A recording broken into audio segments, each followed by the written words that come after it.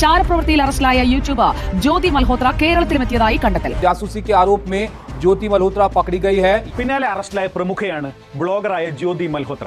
ആരാണ് യഥാർത്ഥത്തിൽ ജ്യോതി മൽഹോത്ര? നമസ്കാരം. നമസ്കാരം. ഷേർക്ക് എപ്പോഴെങ്കിലും പാകിസ്ഥാനിൽ പോകാൻ തോന്നിയിട്ടുണ്ടോ? സത്യം പറഞ്ഞാലുണ്ടല്ലോ, നിങ്ങൾ അന്ന് കാർത്താർപൂർ പോയ ഒരു നിമിഷം ഉണ്ടായിരുന്നല്ലോ, that was A very good opportunity. Okay, അത് കിട്ടിയായിരുന്നെങ്കിൽ ഞാനും വന്നേനെ. നമ്മള് രാജ്യദ്രോഹിയാവും. അതിപ്പോ അപ്പോ ഇല്ലായിരുന്നല്ലോ. അപ്പൊ ഇല്ലായിരുന്നു. അപ്പോ ഇപ്പൊ നമ്മൾ കുറച്ച് ദിവസമായിട്ട് നമ്മളിങ്ങനെ കുറെ വാർത്തകൾ കാണുന്നുണ്ട്. ഒരു ജ്യോതി മൽഹോത്ര അല്ലേ? അതെ, ജ്യോതി മൽഹോത്ര എന്ന് പറഞ്ഞ ഒരു യൂട്യൂബർ, ഒരു സോഷ്യൽ മീഡിയ ഇൻഫ്ലുവൻസർ. യൂട്യൂബർ. പക്ഷെ അവര് വേറെ പ്രശ്നമുണ്ട് കേട്ടോ. അവര് പാകിസ്ഥാനിൽ പോയതിനല്ല അവര് രാജ്യദ്രോഹി ആയത്. അവര് പാകിസ്ഥാൻ എംബസിയിലുള്ള ഒരു ആളുമായിട്ട് ബന്ധം വെച്ചും, ഡാനിഷ് എന്ന് പറഞ്ഞ എന്തോ പേരുള്ള ഒരാളുമായിട്ട് ബന്ധം വെച്ചെന്നും അവർക്ക് കുറെ വിവരങ്ങൾ ചോർത്തി കൊടുത്തു എന്നും. അവള് ഫിസിക്കൽ റിലേഷൻഷിപ്പിലായിരുന്നു എന്നാണ് ഞാൻ കേട്ടിരിക്കുന്നത്. അത്രയും ഡീറ്റെയിൽ ആയിട്ടാണ് ഇപ്പൊ പുറത്തു വന്നിരിക്കുന്ന റിപ്പോർട്ട്. ഇരുന്ന ഒരു സ്പൈ വർക്ക് ചെയ്തു എന്നൊക്കെ പറഞ്ഞ പേരിലാണ് അവരിപ്പോ റിമാൻഡിലാണ്. ഇപ്പൊ നമ്മൾ ഈ വീഡിയോ ചെയ്യുന്ന സമയത്ത് അവര് മാത്രമല്ല, ഒരു കൂട്ടത്തിലൊരു വേറെ കുറച്ച് പേരുടെ ഉണ്ടെന്ന് തോന്നുന്നു. നമ്മുടെ അബി പറയായിരുന്നു, നമ്മുടെ പാലക്കാട് ഡിവിഷനിലെ റെയിൽവേ മാർക്കറ്റിംഗ് ടീം ഈ ജ്യോതി മൽഹോത്രനെ ഇൻവൈറ്റ് ചെയ്തിട്ട് അവർ വന്ദേ ഭാരതിന്റെ വീഡിയോ എടുക്കാൻ വേണ്ടി അവിടെ നിന്ന് ഇവിടെ വരെ കേരളത്തിൽ വന്നിട്ടുണ്ടായിരുന്നു എന്നൊക്കെയാണ് പറയുന്നത്. So she actually is a well known blogger അല്ലേ? എനിക്ക് അറിയില്ലായിരുന്നു. കാരണം ഞാൻ ഹിന്ദിയിൽ ധാരാളം ട്രാവൽ വ്ളോഗേഴ്സ് ഉണ്ട്. ഇപ്പൊ കേരളത്തിൽ ഇപ്പം ട്രാവൽ വ്ളോഗ് ചെയ്യുന്ന ആൾക്കാരെ കൂടുതലായിട്ടുണ്ടെങ്കിലും ആക്റ്റീവ് ആയിട്ടുള്ള ആൾക്കാർ ഇപ്പൊ കുറച്ച് കുറവാണ്. ഒരു സമയത്ത് കൂടുതലായിട്ട് ആൾക്കാരുണ്ടായിരുന്നു, ഇപ്പൊ വളരെ കുറച്ച് ആൾക്കാരേ ഉള്ളൂ. പക്ഷെ ഹിന്ദിയിൽ അങ്ങനെയല്ല, വളരെ ആക്റ്റീവ് ആയിട്ടുള്ള ധാരാളം ആളുകളുണ്ട്. ഇപ്പൊ ഞാൻ ഫോളോ ചെയ്യുന്ന കുറച്ച് ആൾക്കാരുണ്ട്. നൊമാഡ് ശുഭം യൂട്യൂബിൽ മാത്രമല്ല ഇൻസ്റ്റാഗ്രാമിൽ ചെയ്യുന്ന ഒരുപാടുണ്ട്. പിന്നെ പരംവീർ, പാസഞ്ചർ പരംവീർ, പിന്നെ മിഥിലേഷ്, പിന്നെ യാത്രി ഡോക്ടർ ഞാൻ ഫോളോ ചെയ്യാറൊന്നുമില്ല, പക്ഷെ വല്ലപ്പോഴും ഇങ്ങനെ കാണാറുണ്ട്. എനിക്ക് നൊമാഡ് ശുഭത്തിന്റെ വീഡിയോ എനിക്ക് ഭയങ്കര ഇഷ്ടമായിരുന്നു. അപ്പൊ ഇതിനകത്ത് ഈ ജ്യോതി മൽഹോത്രയുടെ കേസ് ഈസ് ഡിഫറെന്റ്. കാരണം അവര് പാകിസ്ഥാനിൽ പോയിട്ട് സ്പൈ വർക്ക് ചെയ്തു എന്നുള്ളതിന് വ്യക്തമായ ധാരണ ഉള്ളതുകൊണ്ടാണ്. അതും അവരുടെ ഇന്റർപോളിനൊക്കെ ആയിട്ട് കണക്ഷൻ ഉണ്ടായിരുന്നു പറയുന്നത്. വ്യക്തമായ ധാരണ ഉള്ളത് കൊണ്ടാണ് അവരെ ഇപ്പോ വിചാരണ നേരിട്ടുകൊണ്ടിരിക്കുന്നത്. എന്തായാലും കാത്തിരുന്ന് കാണാം എന്താ സംഭവം എന്നുള്ളത്. അങ്ങനെയാണെന്നുണ്ടെങ്കിൽ ഒരിക്കലും അംഗീകരിക്കാൻ പറ്റാത്ത ഒരു കാര്യം തന്നെയാണ്. കാരണം എന്തൊക്കെ പറഞ്ഞാലും പാകിസ്ഥാൻ ഇപ്പൊ ഈ ഒരു നിമിഷം വരെ നമ്മുടെ ശത്രു രാജ്യം തന്നെയാണ്. ഇനിയും അങ്ങോട്ട് ഈ പറഞ്ഞ പോലെ കുറെ വർഷങ്ങളായിട്ട് എന്തായാലും ഇതുപോലെയൊക്കെ തന്നെ പോകും. കാരണം നമുക്കൊക്കെ ഒരു സമയത്ത് നമ്മുടെയൊക്കെ മനസ്സിലുണ്ടായിരുന്ന ഒരു കാര്യമായിരുന്നു ഇന്ത്യ പാകിസ്ഥാൻ യുദ്ധമൊക്കെ അവസാനിച്ച് നല്ല രീതിയിൽ രണ്ട് രാജ്യങ്ങളും മുന്നോട്ട് പോകണം എന്നൊക്കെയുള്ളൂ. പക്ഷേ ഇങ്ങനെ കണ്ടിന്യൂസ് ആയിട്ടുള്ള പ്രശ്നങ്ങളും ഈ ടെററിസം കാര്യങ്ങളൊക്കെ സംഭവിക്കുന്ന കാരണം അത് ഒരിക്കലും എനിക്ക് തോന്നുന്നില്ല അതൊക്കെ സോൾവ് ആയി. പാകിസ്ഥാനെ കുറിച്ച് ഒരു കാര്യം ഞാൻ പറയട്ടെ. ഞാൻ ഇന്നലെ വീഡിയോ കണ്ടു, മറ്റേ ഡിപ്ലോമാറ്റ്. അതൊക്കെ റിയൽ സ്റ്റോറിയാ. അതെ, നടന്ന കഥ. സി ഫോർ മീ പാകിസ്ഥാൻ എന്ന് പറയുമ്പോൾ ഇന്ത്യയിലുള്ള ആൾക്കാർക്ക് അത്രയും തോന്നൂല. പക്ഷെ when you are N expat, അതായത് ഇന്ത്യയുടെ പുറത്ത് താമസിക്കുന്ന ഒരാളാണെങ്കിൽ so it is 100% sure that ആ ഇന്ത്യൻ ഒരു പാകിസ്ഥാനിയുമായിട്ട് കോണ്ടാക്ട് ഉണ്ടാവും എവിടെയെങ്കിലും വെച്ച്. ഇന്നലെ ദുബായില് ഹോട്ടലിൽ നിന്ന് എയർപോർട്ടിൽ എന്നെ കൊണ്ട് വിട്ടത് ഒരു പാകിസ്ഥാനി ഡ്രൈവർ ടാക്സിയിലാണ്. ഓക്കെ, സോ ഞാൻ പറയട്ടെ. അപ്പോൾ എനിക്ക് എൻ്റെ മനസ്സിൽ പാകിസ്ഥാനി പീപ്പിൾ ആർ ഗുഡ് എന്നാണ് എൻ്റെ മനസ്സിലുള്ളത്. ബിക്കോസ് എൻ്റെ അച്ഛൻ്റെ ഒരു നല്ലൊരു ഫ്രണ്ട് ഒരു പാകിസ്ഥാനി ഒരാളാണ്. ആ അങ്കിള് അതെ ബഹ്റിനിൽ ജോലി ചെയ്തിരുന്ന സമയത്ത്. സോ ആ അങ്കിളൊക്കെ ഞങ്ങളുടെ വീട്ടിലൊക്കെ വന്നിട്ടുണ്ട്. ആ അങ്കിള് നല്ലൊരു ആളാണ്, നല്ലൊരു മനുഷ്യനാണ്. C there are people in Pakistan are good. പക്ഷെ ഇവിടുത്തെ ആൾക്കാര് നോട്ട് ഓൾ പീപ്പിൾ ഞാൻ അങ്ങനെ പറഞ്ഞതല്ല, ഞാൻ പൊതുവെ പറയുവാണ്. അങ്ങനെ ഒരാള് ഞങ്ങളുടെ വീട്ടിലൊക്കെ ബഹ്റിനിലും വന്നിട്ടുണ്ട്. സോ ആ അങ്കിൾ എൻ്റെ കല്യാണമെന്ന് പറഞ്ഞപ്പോൾ അച്ഛൻ്റെ കയ്യിൽ കുറേ ഗിഫ്റ്റൊക്കെ കൊടുത്തു വിട്ടിട്ടുണ്ട്. എനിക്കിപ്പോഴും ഓർമ്മയുണ്ട്. നിങ്ങളുടെ മോളുടെ കല്യാണത്തിൻ്റെ ലൈറ്റ് വെക്കി, ഡിസ്കോ ലൈറ്റൊക്കെ. പുള്ളിക്കാരൻ ഒരു ഇലക്ട്രീഷ്യൻ ആയിരുന്നു. അപ്പോൾ ഇത് നിങ്ങളുടെ മോളുടെ കല്യാണത്തിന് വെക്കാൻ വേണ്ടിയിട്ട് ഡിസ്കോ ബോള് അങ്ങനത്തെ കുറേ സാധനങ്ങളൊക്കെ കൊടുത്തു വിട്ടിട്ടുണ്ട്. എനിക്കിപ്പോഴും ഓർമ്മയുണ്ട്. സോ അങ്ങനെ ഒരു ചിന്താഗതിയാണ് സത്യം പറഞ്ഞാൽ പാകിസ്ഥാൻ എന്റെ മനസ്സിൽ. Pakistan food is yummy. അങ്ങനെ അതെ, you get restaurants everywhere in. നമ്മുടെ കൾച്ചറുമായിട്ട് ഓൾമോസ്റ്റ് സിമിലർ കൾച്ചർ ആണ് അവരുടേത്, എക്സെപ്റ്റ് ദിസ് ടെററിസം. അങ്ങനെയുള്ള സംഭവങ്ങൾ ഞങ്ങൾ പറഞ്ഞു വന്നത് like we are not glorifying Pakistan or whatever they have done. അവർ കൺട്രി എല്ലാവർക്കും അവരവരുടെ രാജ്യം ഈസ് എന്താ പറയാ വലുതാണ്. അതെ, അപ്പൊ ഇപ്പം നമ്മൾ പറഞ്ഞു വന്നത് ഇപ്പൊ റീസെന്റ് ആയിട്ട് കുറച്ച് യൂട്യൂബേഴ്സിന്റെ കുറച്ച് ഇഷ്യൂസ് വന്ന സമയത്ത് ഇതിനകത്ത് വേറെ കുറച്ച് ഇഷ്യൂസ്, അതായത് ഈ യാത്രി ഡോക്ടർ കഴിഞ്ഞ വർഷം ഈ സ്ത്രീ പോയ അതേ സമയത്താണെന്ന് തോന്നുന്നു പാകിസ്ഥാനിൽ പോയിരുന്നു. നമുക്ക് എല്ലാവർക്കും അറിയാം പാകിസ്ഥാനിലേക്ക് നമുക്ക് ഇന്ത്യൻസിന് പോകണം എന്നുണ്ടെങ്കിൽ ഭയങ്കര റെസ്ട്രിക്ഷൻ ആണ്. ലൈക്ക് നമുക്ക് പോകാൻ പറ്റുന്നുണ്ടെങ്കിലും അത് അങ്ങനെ പെട്ടെന്ന് പോകാൻ പറ്റില്ല. ജേർണലിസ്റ്റ് വിസയില് ജേർണലിസ്റ്റ് ആയിട്ട് ആളുകൾക്ക് പോകാൻ സാധിക്കും. എനിക്കൊന്ന് പണ്ട് ഇവിടെ നിന്ന് മക്കയിലേക്ക് നടന്നു പോയ ഒരു വ്യക്തി ഇല്ലായിരുന്നോ, ഷിഹാബ് ചോട്ടൂർ എന്നെന്തോ പറഞ്ഞിട്ട്, പുള്ളി കുറെ നാള് പാകിസ്ഥാൻ ബോർഡറിൽ പോയി കടന്നിട്ട് പുള്ളി പാകിസ്ഥാൻ വഴി പോയി ഒരു സംഭവമൊക്കെ ഉണ്ടായിരുന്നല്ലോ. അപ്പൊ അങ്ങനെ വെരി വെരി എക്സെപ്ഷണൽ കേസിലോ അല്ലെങ്കിൽ അത്രയ്ക്ക് അല്ല പിന്നെ പാകിസ്ഥാനില് ബന്ധുക്കൾ ഫാമിലി റിലേഷൻസ് ടൈപ്സ് ഉണ്ടാവണം, അങ്ങനെയാണ് ഫാമിലി വിസിറ്റ്സ് എന്നൊക്കെ പറഞ്ഞുകൊണ്ട് അങ്ങനെ കുറേ സംഭവങ്ങളൊക്കെ കഴിഞ്ഞാൽ മാത്രമേ ഈ പാകിസ്ഥാൻ വിസ കിട്ടുകയുള്ളൂ. അപ്പോൾ ഈ ഹിന്ദി യൂട്യൂബേഴ്സിൻ്റെ ഇടയിൽ വലിയൊരു കോമ്പറ്റീഷനാണ് സത്യം പറഞ്ഞാൽ നിലനിൽക്കുന്നത്. അപ്പോൾ യുണീക്ക് കണ്ടന്റുകൾ കൊണ്ടുവരണം എന്നുള്ള ഒരു ഐഡിയ എല്ലാവർക്കും ഭയങ്കര കാരണം എന്തെങ്കിലും യൂണീക്കായിട്ട് ചെയ്താലല്ല ഞാൻ ഫസ്റ്റ് ടോപ്പിൽ നിൽക്കുള്ളൂ. അത് നമ്മുടെ മനസ്സിലുണ്ടാവല്ലോ. നമ്മള് ആദ്യമായിട്ട് എന്തെങ്കിലും ചെയ്യണമെങ്കിൽ അത് നമ്മളായിരിക്കണം എന്ന് പറഞ്ഞ ഒരു പ്രൊഫഷൻ. ഇപ്പൊ ഞാൻ കണ്ടിട്ടുണ്ട്, അന്ന് താമ്പരമത്തിന്റെ വീഡിയോ അഭി എടുക്കാൻ പോയപ്പോ അവന് മനസ്സിലുണ്ടായിരുന്നു അവൻ ആദ്യം വീഡിയോ ഇടണമെന്ന്. ഇല്ലടാ, മറ്റേ തഞ്ചാവൂര്, അതെ രാമേശ്വരം. അപ്പൊ അവന് മനസ്സിലുണ്ടായിരുന്നു. പക്ഷെ അതിനു മുമ്പ് കുറെ പേര് ഇട്ടെങ്കിലും മലയാളത്തിൽ അവൻ ആദ്യം ഇടാൻ ശ്രമിച്ചു. അതെ, അങ്ങനെ നമ്മളെല്ലാവരും അങ്ങനെയുള്ള സംഭവങ്ങളാണ്. അപ്പം അത്തരത്തില് ഒരു കോമ്പറ്റീഷൻ ആയിട്ട് ഇവർ തമ്മിലുള്ള കോമ്പറ്റീഷൻ ആയിട്ട് എങ്ങനെയും ഞാൻ പാകിസ്ഥാനിൽ പോകും, ഒരു ഇന്ത്യൻ വ്ളോഗർ പാകിസ്ഥാനിൽ പോയി കഴിഞ്ഞാൽ എന്തായാലും കുറെ വ്യൂസ് കിട്ടും, അവൻ ഭയങ്കര റീച്ച് ആവും. അപ്പോൾ ഇവർ കുറെ പേര് ഇങ്ങനെ പാകിസ്ഥാനിൽ പോയിട്ടുണ്ട്. അപ്പോൾ ഇവരുടെ കേസ് പറയുന്നത് പാകിസ്ഥാനെ പറ്റി ഗ്ലോറിഫൈ ചെയ്ത് പറയാൻ വേണ്ടി ഇവർ കൊണ്ടുപോയിരുന്നു, അങ്ങനെ എന്തൊക്കെയാണ് പറയുന്നത്. എനിക്ക് ജ്യോതി മൽഹോത്രയുടെ കേസൊന്നും അറിയില്ല.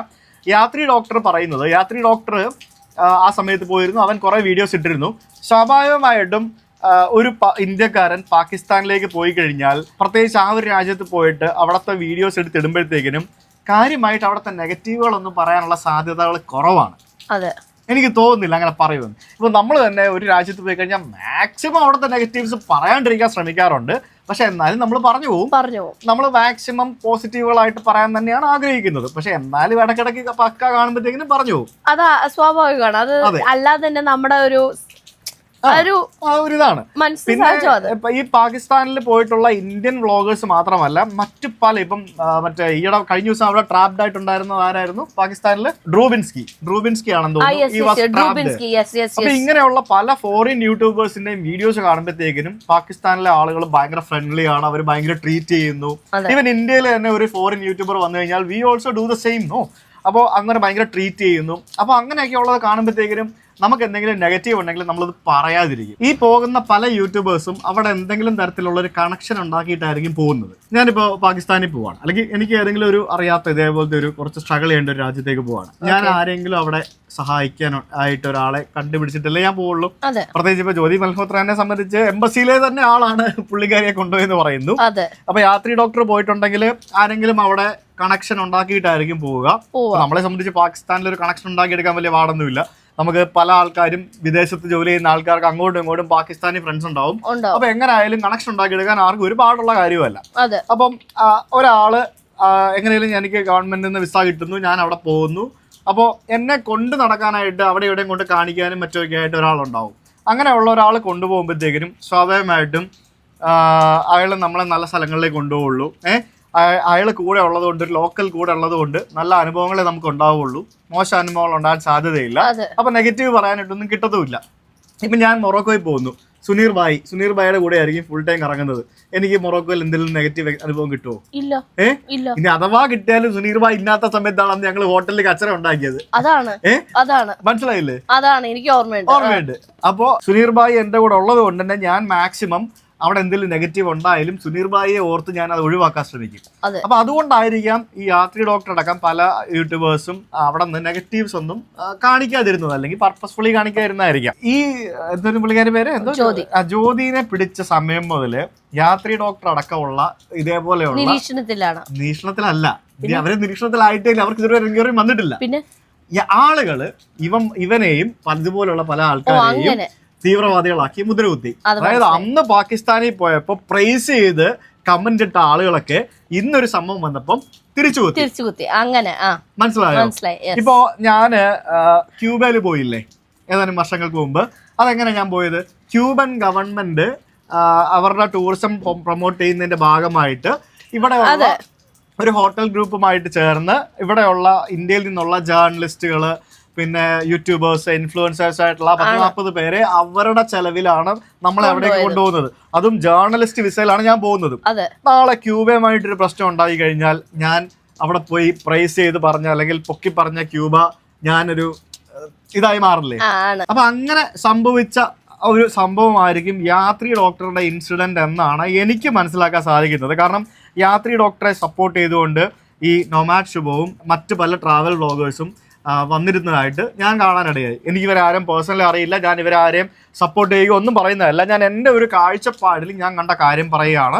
ദൈവത്തെ ഓർത്ത് ഇതൊരു വിവാദമാക്കാനായിരുന്നു ഞാനും പാകിസ്ഥാനിൽ പോയിട്ടുണ്ട്, അതിനൊരു എക്സ്പീരിയൻസ് പറയാൻ വേണ്ടി വന്നതേ ഉള്ളൂ. അപ്പൊ ഇപ്പോഴത്തെ നിലവിലുള്ള സന്ദർഭം വെച്ചിട്ട് തുടങ്ങാമെന്ന് വിചാരിച്ചു. വേണമെങ്കിൽ നാളെ സുജിത്തും പണ്ട് പാകിസ്ഥാനിൽ പോയിരുന്നു.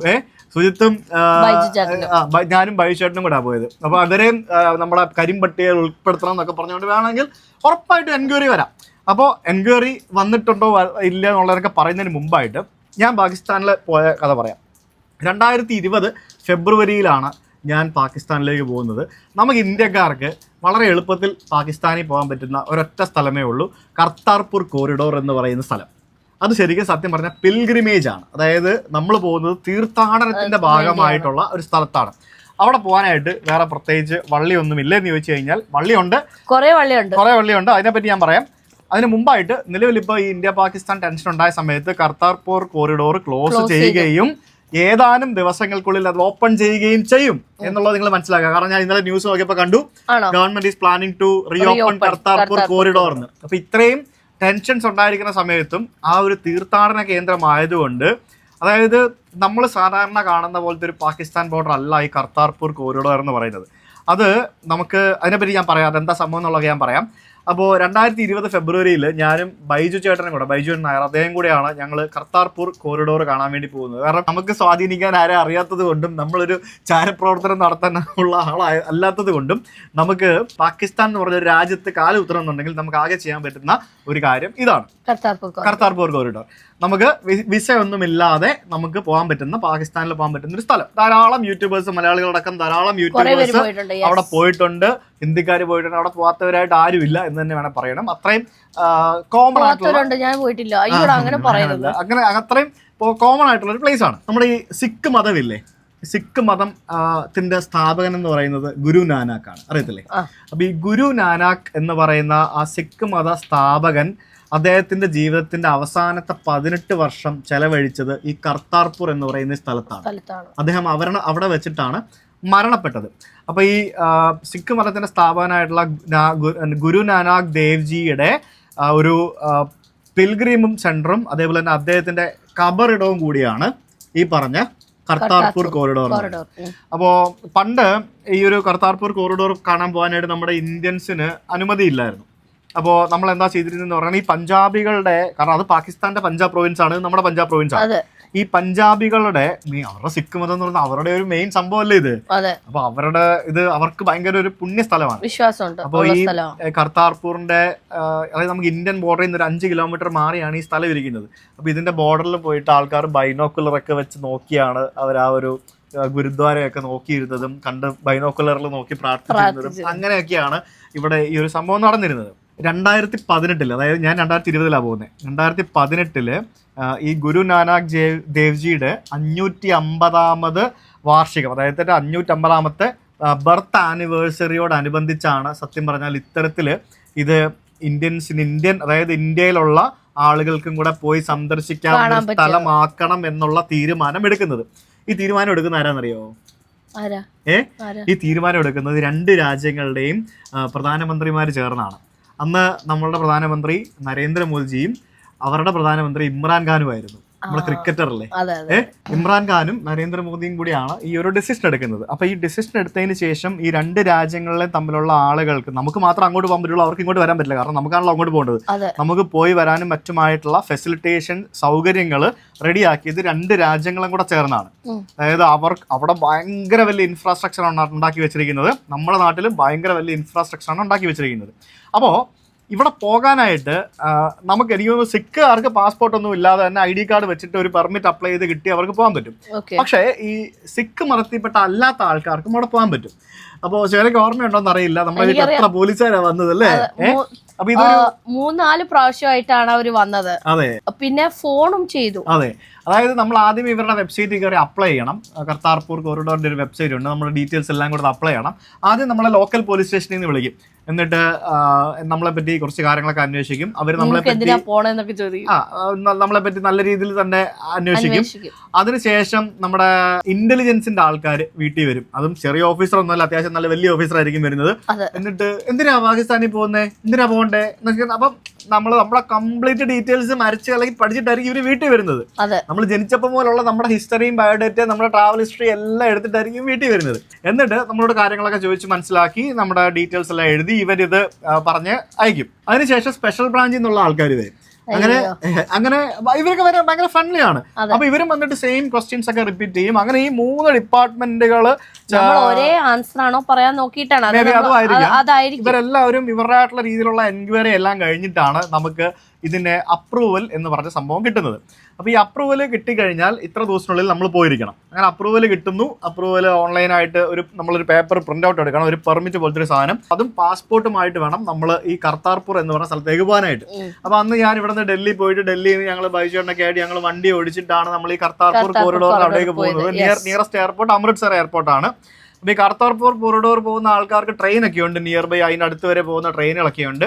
അപ്പൊ അങ്ങനെ കർത്താർപൂർ കോറിഡോർ പോകുമ്പോഴത്തേക്കിന് നമ്മൾ ആദ്യം അവിടെ ചെല്ലുന്നു. നമ്മുടെ വളരെ സെൻസിറ്റീവ് ആയിട്ടുള്ള ബോർഡേഴ്സ് ആണല്ലോ ഇന്ത്യ പാകിസ്ഥാൻ ബോർഡേഴ്സ് എന്ന് പറഞ്ഞാൽ. ഒരു 2-3 ലെവൽ ഓഫ് സെക്യൂരിറ്റി ചെക്ക് എല്ലാം കഴിഞ്ഞിട്ട് നമ്മളൊരു പാസഞ്ചർ അമ്യൂണിറ്റി സെന്ററിലേക്ക് പോകുന്നു. അതായത് നമ്മൾ എയർപോർട്ട് പോലെയുള്ള ഒരു സ്ഥലത്തേക്ക് നമ്മൾ പ്രവേശിച്ച് കഴിഞ്ഞിട്ട് ആദ്യം സെക്യൂരിറ്റി ചെക്ക്, അതിനുശേഷം നമ്മൾ ഇമിഗ്രേഷൻ ചെയ്യുന്നു. ഈ ഇമിഗ്രേഷനിൽ നമ്മുടെ പാസ്പോർട്ട് കൊടുക്കണം, പാസ്പോർട്ടും അതേപോലെ ഈ പേപ്പറും കാണിക്കണം. അപ്പോൾ നമ്മുടെ പാസ്പോർട്ടിൽ ഇവർ സ്റ്റാമ്പ് ചെയ്യില്ല, ഇവർ നമ്മുടെ ആ പേപ്പറിൽ ഒരു എക്സിറ്റ് സ്റ്റാമ്പ് അടിക്കും. ആ പേപ്പറിൽ 2 പേപ്പർ ഉണ്ടാവും, ഒന്ന് ഇന്ത്യൻ സൈഡിലുള്ള പേപ്പർ, ഒന്ന് പാകിസ്ഥാൻ സൈഡിലുള്ള പേപ്പർ. എന്നിട്ട് ഈ എക്സിറ്റ് സ്റ്റാമ്പ് അടിച്ചിട്ടാണ് നമ്മൾ അവിടെ നിന്ന് ഇറങ്ങി പാകിസ്ഥാനിലേക്ക് പ്രവേശിക്കാൻ പോകുന്നത്.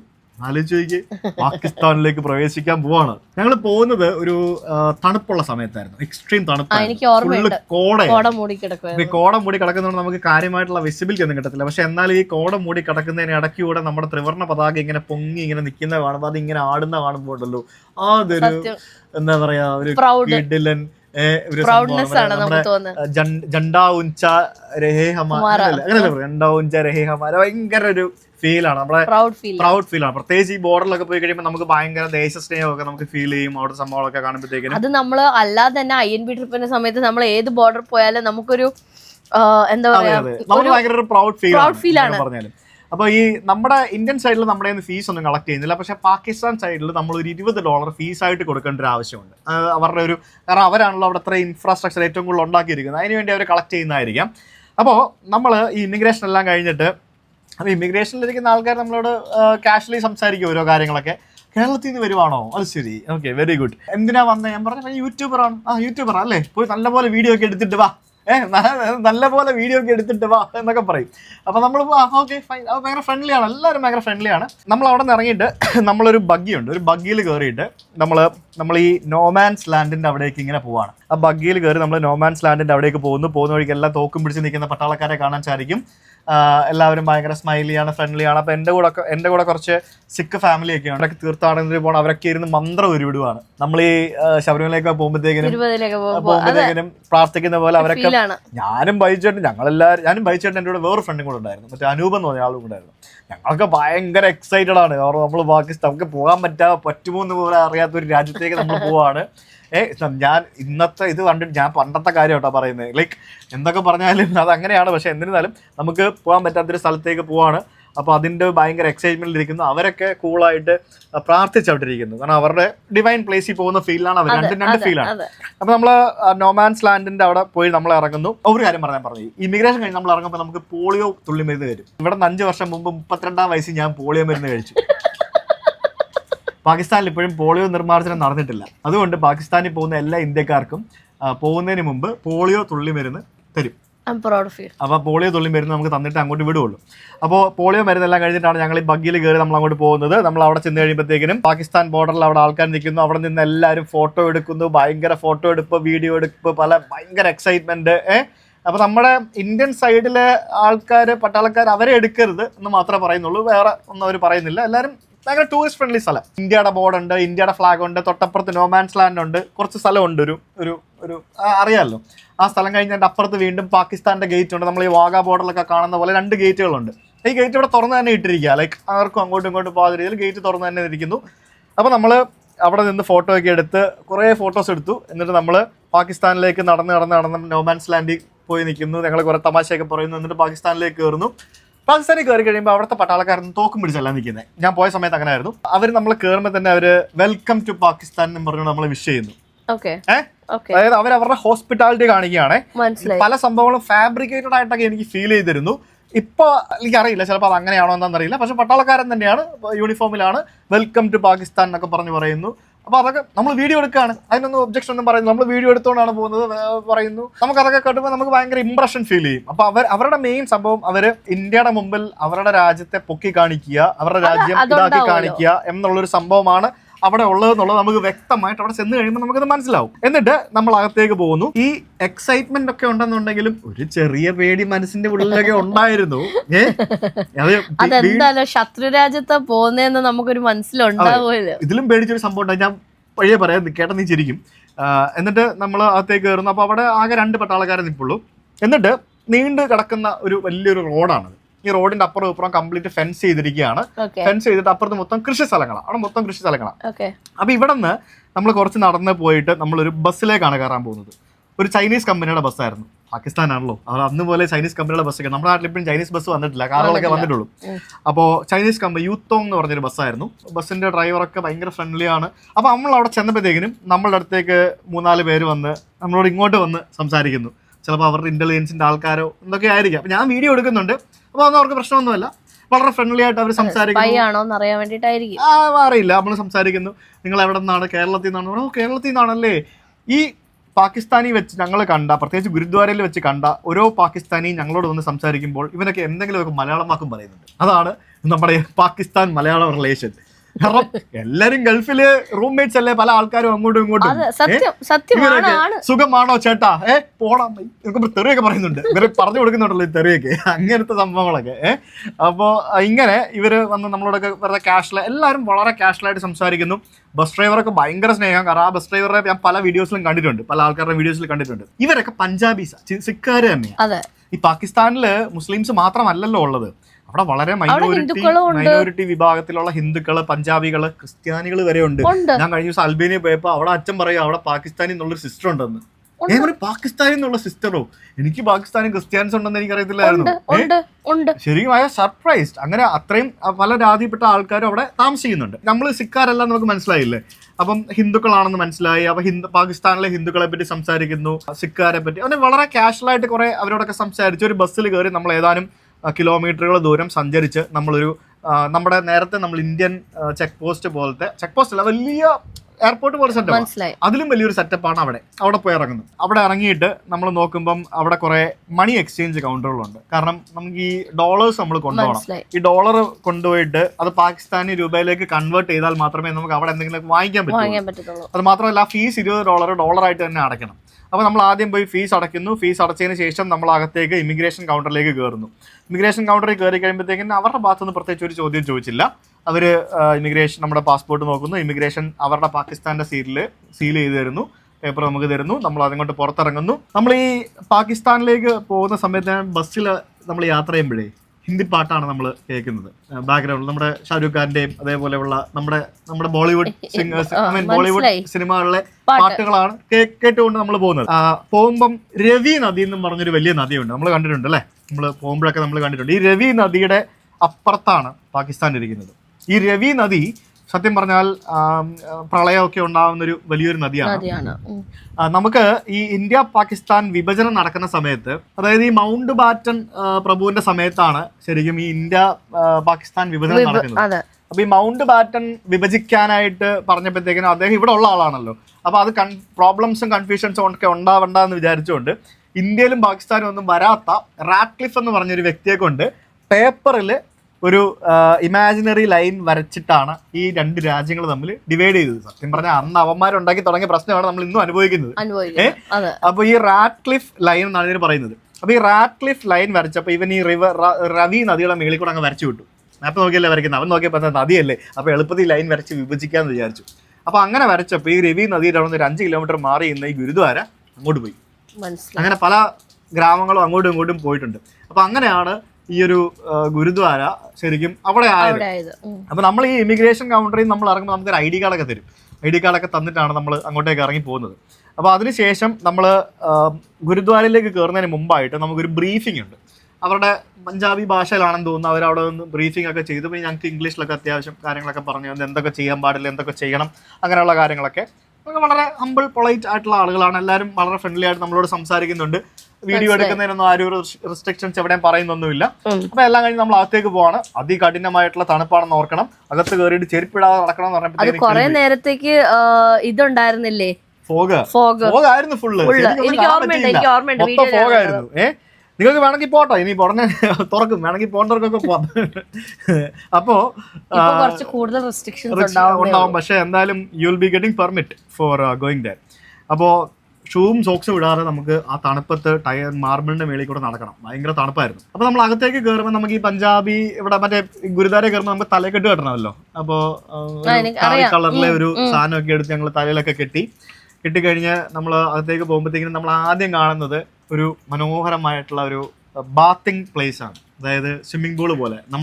നമ്മൾ അമ്പലത്തിൽ പോകുമ്പോ അമ്പലക്കുളം ഇല്ലേ, നമ്മൾ അമൃത്സർ ഗോൾഡൻ അതേപോലെ തന്നെ ഒരു ബാത്തിങ് പ്ലേസ് ആണ്. അത് ആണുങ്ങൾക്കും അതെല്ലാ ഗുരുദ്വാരകളിലും ഉണ്ടാവുന്ന ഒരു സംഭവമാണ്. ഈ തണുപ്പത്തും അവിടെ ആളുകൾ കുളിക്കുന്നുണ്ടായിരുന്നു. അവർ എത്ര റിലീജിയസ് ആണല്ലോ. നമ്മൾ കുളിക്കാനൊന്നും നിന്നില്ല. നമ്മളിതെല്ലാം കണ്ട് നമ്മൾ അകത്തോട്ട് കയറി. അവിടെ ചെന്നിട്ടുണ്ടല്ലോ, നമ്മൾ അവിടെ കാണുന്ന അവർ ചെയ്തു വെച്ചിരിക്കുന്ന ഇൻഫ്രാസ്ട്രക്ചർ കണ്ട സത്യം പറഞ്ഞാൽ കിളിപോകും. നമ്മൾ കാണുമ്പോൾ നമ്മൾ ഫസ്റ്റ് ഇംപ്രഷൻ എന്ന് പറഞ്ഞാൽ പാകിസ്ഥാൻ ഇത്രയും വലിയ ഡെവലപ്ഡ് രാജ്യമാണോ എന്നൊക്കെ നമ്മളെ തോന്നിപ്പിക്കുന്ന രീതിയിലുള്ള അതിഭയങ്കരമായിട്ടുള്ളൊരു ഇൻഫ്രാസ്ട്രക്ചർ ഡെവലപ്മെൻ്റ് ആണ് അവരവിടെ ചെയ്തിരിക്കുന്നത്. അവിടെ വരുന്ന ഓരോ പിൽഗ്രിമിനും അവർ $100 വെച്ച് ചിലവാക്കുന്നുണ്ട്. പക്ഷെ അവർ $20 വാങ്ങിക്കുന്നുള്ളൂ എന്നൊക്കെയാണ് അവർ പറഞ്ഞുകൊണ്ടിരിക്കുന്നത്. അപ്പോൾ നമ്മൾ അകത്തേക്ക് പോകുന്നു. ആ ഇൻഫ്രാസ്ട്രക്ചർ കണ്ട് അന്തം വിട്ട് ഞെട്ടിയാണ് ഞങ്ങൾ ആക്ച്വലി നടക്കുന്നത്. കാരണം അത്രയും വലിയ സംഭവമാണ്. അങ്ങനെയൊന്നും എക്സ്പെക്ട് ചെയ്തല്ലോ പോകുന്നത്. അങ്ങനെ അകത്തേക്ക് പോയി കഴിയുമ്പോൾ നമ്മളൊരു ഹാളിലേക്ക് എത്തും. ആ ഒരു ഹാളിലെ കുറച്ച് അവിടുത്തെ ചരിത്രങ്ങളും പിന്നെ മാസ്റ്റർ പ്ലാനുകളും പിന്നെ അവർ ചെയ്ത സംഭവങ്ങളൊക്കെ പ്രദർശിപ്പിക്കുന്ന ഒരു സംഭവമാണ്. അവിടെ ചെന്നപ്പോഴത്തേക്കിനും കുറച്ച് പാകിസ്ഥാനികൾ അതായത് ഞങ്ങൾ ഇന്ത്യയിൽ നിന്ന് വന്ന പോലെ പാകിസ്ഥാനിൽ നിന്നും അവിടേക്ക് വന്ന ആൾക്കാർ, സ്കൂളിൽ നിന്ന് ടൂർ കൊണ്ടുവന്ന പിള്ളേര്, സ്കൂൾ പിള്ളേര്, ലേഡി ഇന്ത്യക്കാരൻ എന്നൊക്കെ പറഞ്ഞുകൊണ്ട് അവരൊക്കെ കൊച്ചു പിള്ളേരൊക്കെ നിന്ന് പറയുന്നു. ഞങ്ങൾ വീഡിയോ എടുക്കുകയല്ലേ, അവരൊക്കെ ഇങ്ങനെ എന്താ പറയാ ചിരിക്കുന്നു, സംസാരിക്കുന്നു. അവിടെ കാണുന്ന എല്ലാവർക്കും നമ്മൾ ഇന്ത്യക്കാരെ കാണുമ്പോൾ, പ്രത്യേകിച്ച് ഞങ്ങളെ കണ്ടപ്പോൾ ഭയങ്കര എക്സൈറ്റ്മെന്റ്. കാരണം ഞങ്ങൾ സിക്കാരല്ലല്ലോ. ഞങ്ങളെ ഉള്ള അവിടെ സിക്കാരല്ലാതെ പോകുന്നത്. നമ്മൾ സാധാരണ താടി മീശ ഒന്നും ഇല്ലാതെ പോകുന്ന കുറച്ച് ആൾക്കാർ, അവർക്ക് നമ്മളെ കാണുമ്പോൾ ഭയങ്കര എന്താ പറയാ എക്സൈറ്റ്മെന്റ്. വന്ന് ഫോട്ടോ എടുക്കുന്നു, സെൽഫി എടുക്കുന്നു, സംസാരിക്കുന്നു. അവരറിയാവുന്ന ഭാഷയിലൊക്കെ, ഹിന്ദി മതിയല്ലോ, അറിയാവുന്ന ഭാഷയിലൊക്കെ അവർ സംസാരിക്കുന്നു. അത് നമ്മുടെ പൊതുവെ ഏത് രാജ്യത്ത് ഓർമ്മയില്ലേ, ചൈനയിൽ വെച്ചിട്ട് എന്റെ കൂടെ ഫോട്ടോ എടുക്കട്ടെ. അതെ, ശ്വേതരോട് എത്ര ആൾക്കാർ ചൈനയിൽ പോയപ്പോൾ ഫോട്ടോ എടുത്തിരിക്കുന്നു. അപ്പൊ അങ്ങനെ ആൾക്കാരൊക്കെ വന്ന് ഫോട്ടോ എടുക്കുന്നു, സംസാരിക്കുന്നു. അപ്പൊ അങ്ങനെ അവര് അതായത് ശരിക്കും പറഞ്ഞാൽ ഈ ടൂറിസ്റ്റുകൾക്ക് അവിടെ ചെന്ന് കഴിഞ്ഞാൽ നമ്മൾ ഒന്നാണ്, പാകിസ്ഥാനികളും ഇന്ത്യക്കാരും അവർക്ക് മിങ്കിൾ ചെയ്യാം, അങ്ങോട്ടും ഇങ്ങോട്ടും മിങ്കിൾ ചെയ്യുന്നതിന് വേണ്ടിയുള്ള ഒരു സ്ഥലമാണിത്. അപ്പോൾ അത് കഴിഞ്ഞ് ഞങ്ങൾ നേരെ പോയത് എങ്ങോട്ടാണെന്നറിയാമോ? ലങ്കർ ഫുഡ് അടിക്കാൻ. അപ്പോൾ വിശന്നായിരുന്നേ, രാവിലെ ഇറങ്ങിയതല്ലേ. അപ്പോൾ നമുക്ക് ഏത് ഗുരുദ്വാര പോയാലും ലങ്കർ പറഞ്ഞു, ഇവിടെ അടിപൊളി ഫുഡാണ് നിങ്ങൾ കേട്ടായിരുന്നു. അപ്പോൾ ലങ്കറിൽ പോയി ഞങ്ങൾ നേരെ വെച്ച് പിടിച്ചു. അവിടെ ചെന്നപ്പോഴത്തേക്കിനും നമ്മൾ അവിടെ നിന്ന് പ്ലേറ്റും ഗ്ലാസ്സും ഒക്കെ നമ്മൾ തന്നെ എടുത്തുകൊണ്ട് വന്ന് നമ്മൾ നിലത്തിരിക്കണം. നിലത്തിരുന്ന് കഴിയുമ്പോഴത്തേക്കിനും മറ്റേ ദിലീപിന്റെ പടത്തിലുണ്ടല്ലോ ചപ്പാത്തി ഇട്ട് കൊടുക്കുന്നത്, ചപ്പാത്തി ചാർ പാച്ചതൊക്കെ പറഞ്ഞല്ലോ, അവർ ഇട്ട് കൊടുക്കുന്നത് നിങ്ങളുടെ ചപ്പാത്തി പ്ലേറ്റിലോട്ട് എറിഞ്ഞു തന്നു. കറിയൊക്കെ കൊണ്ടിട്ടു.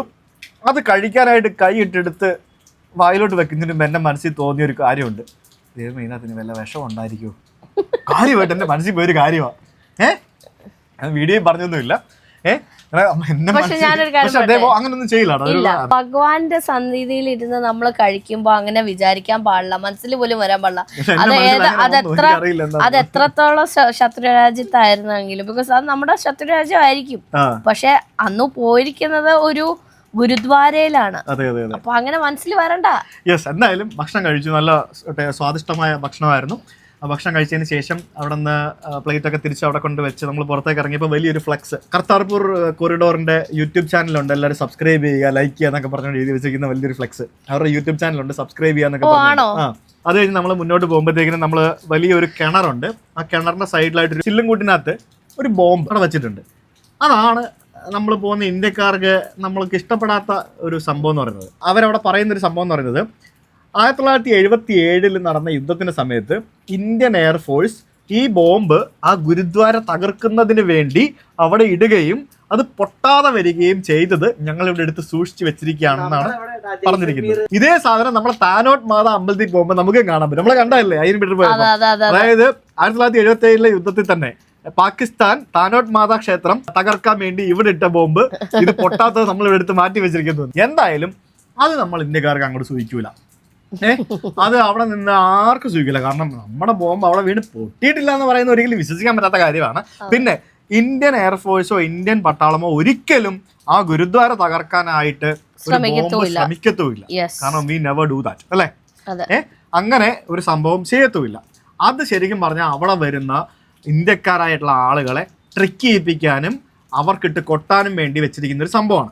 100% അത് അതിനുവേണ്ടി ചെയ്തിരിക്കുന്ന ഒരു കാര്യമാണ്. നമുക്ക് എന്ത് ചെയ്യാൻ പറ്റും?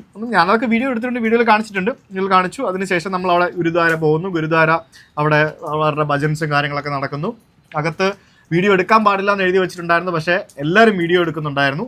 ഞാനും എടുക്കാവുന്ന കുറച്ച് സാധനങ്ങളൊക്കെ എടുത്തു. അവിടെ നമുക്ക് ടോംബൊക്കെ കാണാം. പിന്നെ മുകളിലേക്കൊക്കെ പോയി അവിടുത്തെ മനോഹരമായിട്ടുള്ള കാഴ്ചകളെല്ലാം കണ്ടു. തിരിച്ചിറങ്ങി വന്നു കഴിയുമ്പോഴത്തേക്കിനും അവിടെ വലിയൊരു കത്തി പോലത്തെ ഈ കത്തി സിക്കാറുടെ ഒരു സംഭവമല്ലേ, ആ കത്തിയുടെ ഷേപ്പിൽ ഒരു സാധനം ഉണ്ടാക്കി വെച്ചിട്ടുണ്ട്, വാള് പോലത്തെ ഒരു സംഭവം. എന്നിട്ട് ഇമ്രാൻഖാന്റെ പേരൊക്കെ അവിടെ എഴുതി വെച്ചിട്ടുണ്ട്, ഉദ്ഘാടനം ചെയ്യാമെന്ന് പറഞ്ഞുകൊണ്ട്. ഇത് ഈ 2 രാജ്യത്തെയും പ്രധാനമന്ത്രിമാര് ഒരേ ദിവസം അപ്പുറത്തും ഇപ്പുറത്തും നിന്നിട്ടാണ് ഈ 2 സ്ഥലങ്ങളും ഉദ്ഘാടനം ചെയ്തത്.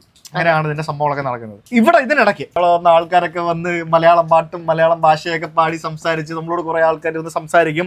അതിനകത്ത് ആരൊക്കെ ഉണ്ടാവും നമുക്കറിയില്ല, എന്തൊക്കെയായിരിക്കും നമുക്കറിയില്ല. ഒരുത്തം വന്നിട്ട് നരേന്ദ്രമോദിനെ കുത്തി എന്ന സംഭവം ഞങ്ങളോട് പറഞ്ഞു. എന്താണെന്ന് എനിക്കിപ്പോൾ കറക്റ്റ് ഓർമ്മയില്ല, അത് വീഡിയോ എടുത്തിട്ടില്ലായിരുന്നു. അത് നരേന്ദ്രമോദിയെ ഭയങ്കരമായ മോശം ഭാഷയിൽ എന്തോ 1-2 വാക്കുകൾ അവൻ അവിടെ സംസാരിച്ചു ഞങ്ങളോട്. ഞങ്ങളത് നമുക്ക് എന്ത് ചെയ്യാൻ, അവരുടെ നാട്ടിൽ നമ്മൾ കേട്ട് മിണ്ടാണ്ട് ഇരുന്നു.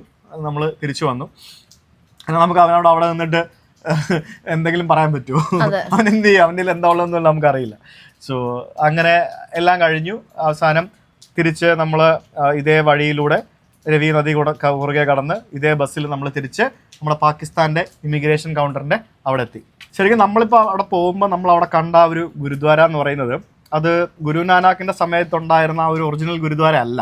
1929 ഈ രവി നദിയിൽ അതിഭയങ്കരമായിട്ടുള്ളൊരു വെള്ളപ്പൊക്കം ഉണ്ടായിരുന്നു. ആ വെള്ളപ്പൊക്കം ഉണ്ടായ സമയത്ത് ഇതൊക്കെ നശിച്ചു പോയിരുന്നു. അന്നത്തെ പട്യാല കിങ് അദ്ദേഹം ഫണ്ട് ചെയ്തിട്ടാണ് ഇപ്പം നിലവിൽ കാണുന്ന ഒരു ഗുരുദ്വാര അവിടെ നിർമ്മിച്ചിരിക്കുന്നത്. അപ്പോൾ നമ്മളിതെല്ലാം കണ്ട് തിരിച്ച് പാകിസ്ഥാൻ ഇമിഗ്രേഷനിൽ വന്നു കഴിയുമ്പോഴത്തേക്കിനും അവർ വളരെ ഫ്രണ്ട്ലി ആയിട്ട് നമ്മുടെ ഇമിഗ്രേഷൻ പേപ്പറിൽ എക്സിറ്റ് സ്റ്റാമ്പ് അടിച്ചിട്ട് അവർ ആ പേപ്പർ എടുത്ത് അവരെ മാറ്റി വയ്ക്കും. അതേപോലെ തിരിച്ച് വീണ്ടും ബസ്സിൽ കയറി ബഗ്ഗിയൊക്കെ കയറി നമ്മൾ തിരിച്ച് വരാൻ നേരം ഇന്ത്യൻ പാകിസ്ഥാൻ ബോർഡറിൽ എത്തുമ്പോഴത്തേക്കിനും അവിടുത്തെ പട്ടാളക്കാരൻ നമ്മളോട് പറയുന്നുണ്ട് ഗുഡ് ബൈ എന്നോ അങ്ങനെ എന്തോ ഒരു വിഷ് ചെയ്യുന്നുണ്ട്. ബൈ എന്ന് പറഞ്ഞിട്ട് അതേ പട്ടാളക്കാരൻ തന്നെ വിഷ് ചെയ്യുന്നുണ്ട്. അപ്പോൾ അവൻ്റെ പണി ഇതാണ്, വരുന്ന ആൾക്കാരെ സ്വാഗതം ചെയ്യുക, തിരിച്ചു പോകുന്നവരെ ബൈ പറഞ്ഞു വിടുക. ഈ പാകിസ്ഥാനിൽ പട്ടാളക്കാരും തോക്ക് പിടിക്കാതെ ഞാൻ നിന്ന് കണ്ടത്. ഇന്ത്യൻ സൈഡ് ഫുൾ തോക്ക് പിടിച്ചാണ് നിന്ന് കണ്ടത്. ഞാൻ കണ്ട കാഴ്ചയാണ്. I don't know why. എല്ലാവരും വളരെ ഫ്രണ്ട്ലിയാണ്. ഇന്ത്യൻ സൈഡും പാകിസ്ഥാൻ സൈഡും വളരെ ഫ്രണ്ട്ലി ആയിരുന്നു ആ സമയത്ത്. അങ്ങനെ വലിയ ടെൻഷൻസ് ഒന്നും ഇല്ലായിരുന്നല്ലോ. കാരണം എനിക്ക് തോന്നുന്നു ഇമ്രാൻഖാൻ ആയിരുന്ന സമയത്ത് എനിക്ക് തോന്നുന്നു അത്യാവശ്യം കുറച്ച് റിലേഷനൊക്കെ ഒന്ന് മെച്ചപ്പെട്ട് വന്നതാണ്. അതിനുശേഷമുള്ള അവിടെ പിന്നെ ഇമ്രാൻഖാനെ ഇപ്പൊ പിടിച്ചകത്തിട്ടിരിക്കുകയല്ലേ, ജയിലിട്ടിരിക്കുക. തിരിച്ചു വരുന്നു, ഇന്ത്യൻ സൈഡിൽ വരുന്നു. ഇന്ത്യൻ സൈഡിൽ വന്ന് നമ്മൾ ഇമിഗ്രേഷനിൽ വരുമ്പോ തൊട്ട് നമ്മളെ ക്വസ്റ്റ്യനിങ് തുടങ്ങി. അതായത് ആ ഫ്രണ്ട്ലി ആയിട്ട് തന്നെ എങ്ങനെ ഉണ്ടായിരുന്നു, അടിപൊളിയായിരുന്നോ, എന്തൊക്കെ കണ്ടു, എന്തൊക്കെ പറഞ്ഞു, എന്തൊക്കെ കണ്ടു. അപ്പോൾ എന്നിട്ട് എക്സിറ്റ് സ്റ്റാമ്പ് അടിച്ചു, പേപ്പർ അതേപോലെ അവർ വാങ്ങിച്ചു. പാകിസ്ഥാനിൽ പോയി വന്നതിന് എൻ്റെ പാസ്പോർട്ടിലോ എൻ്റെ കയ്യിലോ യാതൊരു രേഖയുമില്ല. ഞാൻ എടുത്ത ഫോട്ടോയും വീഡിയോയും എൻ്റെ മനസ്സിലുള്ള ഓർമ്മകളും മാത്രമാണ് പാകിസ്ഥാനിൽ പോയി വന്നതിനുള്ള ഒരു രേഖ. ഇതിനിടയ്ക്ക് ഒരു കാര്യം പറയാൻ മറന്നുപോയി, അത് കഴിഞ്ഞിട്ട് പറയാമേ. അത് പറയാൻ വിട്ടുപോയി. അത് പറഞ്ഞിട്ട് ബാക്കി പറയാം. ഒരു ട്വിസ്റ്റ് ഉണ്ട്. പാകിസ്ഥാനിൽ പോയിട്ട് ഗുരുദ്വാര കഴിഞ്ഞ് കണ്ടിറങ്ങിയിട്ട് അവിടെ ഒരു മാർക്കറ്റ് ഉണ്ട്, ലോക്കൽ മാർക്കറ്റ്. അത് പറയാൻ വിട്ടുപോയി. അത് ഭയങ്കര ഇൻട്രസ്റ്റിംഗ് ആയിരുന്നു. ആ ലോക്കൽ മാർക്കറ്റിൽ പോയിട്ട് നമ്മൾ അവിടെ നിന്ന് കുറച്ച് പാകിസ്ഥാനി ഫുഡൊക്കെ ട്രൈ ചെയ്തു. എല്ലാം വെജിറ്റേറിയൻ ആയിരുന്നു. പിന്നെ കുറച്ച് നോർത്ത് ഇന്ത്യൻ ഫുഡ്, പിന്നെ അവിടുന്ന് പാകിസ്ഥാൻ സുവനീർ വാങ്ങിച്ചു. അലുവ വാങ്ങിച്ചോണ്ട് വന്ന ഓർമ്മയുണ്ടായിരുന്നു, ഓർമ്മയുണ്ട്. വാങ്ങിച്ചോണ്ട് വന്നു. പിന്നെ കുറച്ച് സുവനീർ, ആ സുവനീർ ഇപ്പോഴും ഞാൻ ഫ്ലാറ്റിന്റെ ഭിത്തിയിൽ ഒട്ടിച്ച് വെച്ചിട്ടുണ്ട്. എന്തൊക്കെ ശത്രുരാജ്യം എന്ന് പറഞ്ഞാലും നമുക്കിനി പാകിസ്ഥാനിലൊന്നും പോകാൻ പറ്റുമെന്ന് എനിക്കില്ല. അന്ന് പോകാൻ പറ്റി, അതിന്റെ ഒരു സുവനീർ ഒട്ടിച്ച് വെച്ചിട്ടുണ്ട്. പിന്നെ പാകിസ്ഥാന്റെ കറൻസി നോട്ട്, അത് എവിടെ നിന്ന് കിട്ടാനാ നമുക്ക്? അതും കിട്ടത്തില്ല. അത് നമ്മൾ എക്സ്ചേഞ്ച് ചെയ്ത കുറച്ച് കറൻസി നോട്ട്, കീറി പറഞ്ഞ നോട്ടാ അത്, എന്നാലും എൻ്റെ കയ്യിൽ കുറച്ച് പൈസ ഇരിപ്പുണ്ട്.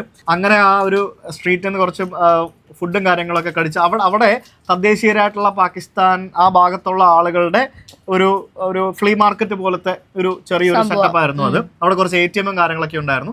അവിടെ നിന്ന് ഫർദർ മുന്നോട്ട് നമുക്ക് പോകാൻ പറ്റില്ല. ഈ പാകിസ്ഥാനിൽ പോകുന്നവർക്ക് ഒരു നിയമമുണ്ട്, നമ്മൾ ഏത് വഴിക്കാണോ പാകിസ്ഥാനിൽ പോകുന്നത് അതേ വഴി നമ്മൾ തിരിച്ചു വരണം എന്നുള്ളതാണ്. നിങ്ങൾ വാഗാ ബോർഡർ വഴിയാണ് പോകുന്നുണ്ടെങ്കിൽ വാഗാ ബോർഡർ വഴി തന്നെ തിരിച്ചു വരണം. അത് ഇന്നലെ ഡിപ്ലോമാറ്റ് മൂവിയിൽ പറയുന്നുണ്ടായിരുന്നു.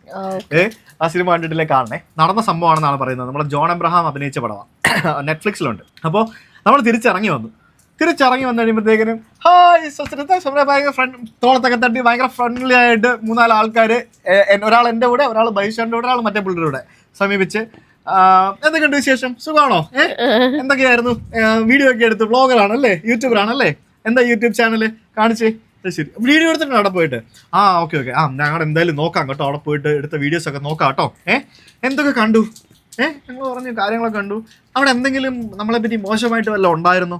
ഞാൻ പറഞ്ഞു ബോംബിൻ്റെ ഒരു സംഭവം ഉണ്ടായിരുന്നു, അത് ഞങ്ങൾക്ക് തീരെ പിടിച്ചില്ല. ശരിയാ, അത് ഉള്ള കാര്യമൊന്നുമില്ല, അവർ വെറുതെ വെച്ചിരിക്കുന്നതാണ്, അങ്ങനെയൊന്നും പാടില്ല, എന്ത് ചെയ്യാൻ, അവരുടെ സ്ഥലമല്ലേ എന്നൊക്കെ പറഞ്ഞു. അപ്പം ഞങ്ങൾ 3 പേരും 3 സ്ഥലത്താണ്, 3 സ്ഥലത്താണ് ഞങ്ങൾ ഇരുന്ന് സംസാരിക്കുന്നത്. ഞങ്ങൾ 3 ആൾക്കാർ 3 സ്ഥലത്ത് വളരെ ഫ്രണ്ട്ലി ആയിട്ട് മാറ്റി നിർത്തിയാണ് സംസാരിക്കുന്നത്. ആരായിരിക്കും ഊഹിക്കേണ്ട ആവശ്യമില്ലല്ലോ. അപ്പോൾ പിന്നെ പറഞ്ഞു നമ്മുടെ പ്രൈം മിനിസ്റ്ററെയൊക്കെ വളരെ ഇൻസൾട്ട് ആകുന്ന രീതിയിൽ 1-2 പേരൊക്കെ സംസാരിച്ചു. അത് വീഡിയോ എടുത്തു, ഇല്ല വീഡിയോ എടുക്കാൻ പറ്റിയില്ല, കുഴപ്പമില്ല പോട്ടെ, എന്തായാലും വേറെ പ്രശ്നങ്ങളൊന്നും ഇല്ലല്ലോ, എല്ലാം ഹാപ്പി അല്ലേ, അവർ വേറെ ഒന്നും ചോദിക്കുകയോ പറയുകയോ വേറെ നിങ്ങൾക്ക് ഒന്നും വേറെ പ്രശ്നം എന്തെങ്കിലും സംഭവം ഉണ്ടായിരുന്നോ, ഒന്നുമില്ലല്ലോ, ഫ്രണ്ട്ലി ആയിരുന്നല്ലോ, എല്ലാം ഓക്കെ ആയിരുന്നല്ലോ എന്നൊക്കെ പറഞ്ഞ് ലൈക്ക് നമ്മുടെ സുരക്ഷിതത്വം ഉറപ്പുവരുത്തുന്നതിന് വേണ്ടിയും നമ്മൾ അവിടെ പോയിട്ട് അവരാരെങ്കിലും എന്തെങ്കിലും സ്പൈ നമ്മളുടെ മനസ്സിലേക്ക് ഇട്ട് തരികയോ എന്തെങ്കിലും തരികയോ എന്തൊക്കെയാണ് സംഭവിച്ചിട്ടുണ്ടോ, നമ്മുടെ എന്തെങ്കിലും നിങ്ങൾ അങ്ങോട്ട് പറഞ്ഞോ എന്നൊക്കെ അറിയാൻ വേണ്ടിയിട്ടായിരിക്കും. അതെ, അപ്പൊ അങ്ങനെ ഉള്ള എന്തായാലും ഇന്റലിജൻസ് ഓഫീസേഴ്സ് തന്നെ ആയിരിക്കും അത്. വീഡിയോ ഒന്നും എടുത്തിട്ടില്ല അവരുടെ ഒന്നും, അതിന്റെ എടുക്കേണ്ട ആവശ്യമില്ലല്ലോ. പോകുമ്പോഴും വരുമ്പോഴെല്ലാം നമ്മുടെ ബാഗേജ് അടക്കമുള്ള എല്ലാ സംഭവങ്ങളും കൃത്യമായ സെക്യൂരിറ്റി സുരക്ഷാ പരിശോധനകളുണ്ട്, കസ്റ്റംസ് ഉണ്ട്, എല്ലാ സംഭവങ്ങളും ഉണ്ട്. നമ്മൾ എന്തെങ്കിലും വാങ്ങിച്ചുകൊണ്ട് വരികയാണെങ്കിൽ അത് അവർ നോക്കും. അങ്ങനെ എല്ലാ സംഭവങ്ങളും 100% സെക്യൂർഡ് ആയിട്ട് സേഫ് ആയിട്ടുള്ള ഒരു സ്ഥലമാണ്. അപ്പോൾ ഇതെല്ലാം കഴിഞ്ഞ് തിരിച്ച് പുറത്തിറങ്ങി വന്ന് ഞങ്ങൾ 3 പേരും കൂടെ സംസാരിച്ചപ്പോഴാണ് ഞങ്ങളോട് എല്ലാവരോടും ചോദിച്ച ചോദ്യം സേവാ. അപ്പോൾ ഞങ്ങൾ ഉറപ്പിച്ചു, ശരിയാണ്, ഇത് നമ്മുടെ ഇന്റലിജൻസ് ഓഫീസേഴ്സ് തന്നെ ആയിരിക്കും എന്ന് ഉറപ്പിച്ചു. അങ്ങനെ തിരിച്ചു വന്നു. ആ വീഡിയോസൊക്കെ യൂട്യൂബ് ചാനലിലുണ്ട്, ഇപ്പോഴും 5 വർഷം മുമ്പ് ഇട്ട വീഡിയോസൊക്കെ. It was an experience. എന്തായാലും നമുക്ക് ഈ പറഞ്ഞ പോലെ എല്ലാ പാകിസ്ഥാനികളും മോശക്കാരാണോ എന്ന് നമുക്കറിയില്ല. പക്ഷേ നമുക്ക് എല്ലാവർക്കും, ഇപ്പം പ്രത്യേകിച്ച് വിദേശത്തൊക്കെ ജോലി ചെയ്യുന്ന ആളുകൾക്ക് എല്ലാവർക്കും ഏതെങ്കിലുമൊക്കെ ഒരു പാകിസ്ഥാനി സൗഹൃദമോ സുഹൃത്തോ ആരെങ്കിലുമൊക്കെ ഉണ്ടാവും. അപ്പോൾ രാജ്യങ്ങൾ തമ്മിൽ ഈ പറഞ്ഞ പോലെ അവിടെ കുറച്ച് തീവ്രവാദികളുണ്ട്, അവർ തീവ്രവാദം ശ്രമം നടത്തുന്നു, നമ്മുടെ രാജ്യത്തെ ഉപദ്രവിക്കുന്നു, നമ്മുടെ കശ്മീരിന് വേണ്ടി അടി ഉണ്ടാക്കുന്നു, നമ്മുടെ കുറേ ഭാഗങ്ങൾ അവർ പിടിച്ചു വെച്ചിരിക്കുന്നു. അങ്ങനെയുള്ള സംഭവങ്ങളൊക്കെ ഉണ്ടെന്നുണ്ടെങ്കിലും നല്ല ആളുകളല്ല, ഇപ്പം നമ്മുടെ നാട്ടിലും നല്ല ആളുകൾ ചീത്തക്കാരും ഉണ്ടാവും, അവരുടെ നാട്ടിലും ചീത്തക്കാരും നല്ല ആളുകളും ഉണ്ടാവും. ഈ രാജ്യങ്ങൾ തമ്മിലുള്ള പ്രശ്നങ്ങളൊക്കെ എപ്പോഴെങ്കിലും ഭാവിയിൽ നമ്മുടെ ഋഷി വലുതാകുമ്പോഴോ ഋഷിക്ക് പിള്ളേരാകുമ്പോഴോ ഒക്കെ സോൾവ് ആകും എന്ന് നമുക്ക് വിചാരിക്കാം. കാരണം ഒരിക്കലും ശത്രുത പുലർത്തി അങ്ങോട്ടും ഇങ്ങോട്ടും ജീവിച്ചു പോകേണ്ട ആൾക്കാരല്ലല്ലോ നമ്മൾ മനുഷ്യര്.